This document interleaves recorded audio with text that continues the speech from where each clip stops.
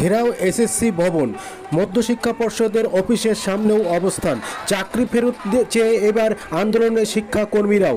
রাত পেরিয়ে সকাল এখনও পর্ষদের অফিসের সামনে অবস্থান বিক্ষোভ চলছে।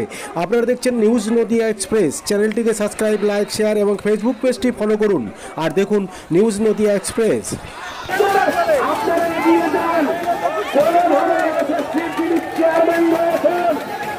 এখান থেকে একটা টানা পাখি পর্যন্ত যাতে না বেরোতে পারে, যারা আমাদের আন্দোলনকারী যোগ্য শিক্ষকরা রয়েছেন, শিক্ষাকর্মীরা রয়েছেন, এগিয়ে যান। এই দুর্নীতিগ্রস্ত সরকারের সমস্ত অপদার্থতাকে রুখে দিন।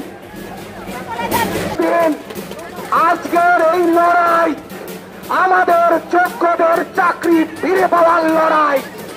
সুতরাং পুলিশ প্রশাসনের সাথে কাছে আমরা সাহায্য প্রার্থনা করছি, কিন্তু আমাদের সাথে যদি এই পুলিশ কোন রকম অসহযোগিতা করে, আমরা তাদের সঙ্গে সম্মুখ সমরে লড়াই করার জন্য প্রস্তুত।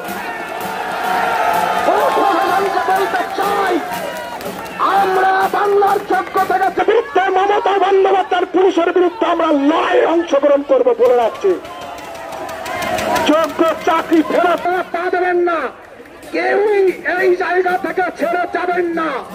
আমরা দেখতে চাই মমতা বন্দ্যোপাধ্যায়, পুলিশ অফিসার, আপনাকে অনুরোধ করছি চলে যান।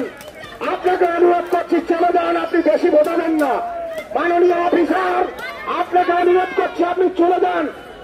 মাননীয় অফিসার, আপনি চলে যান।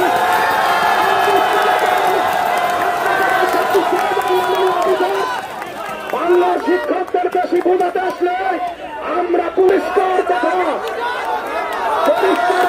চলে যান, চলে যান, এখান থেকে চলে যান। পুলিশ অফিসার, আপনাদের রেসপেক্টেড পুলিশ অফিসার চলে যান, সামনে থাকতে থাকতে চলে যান।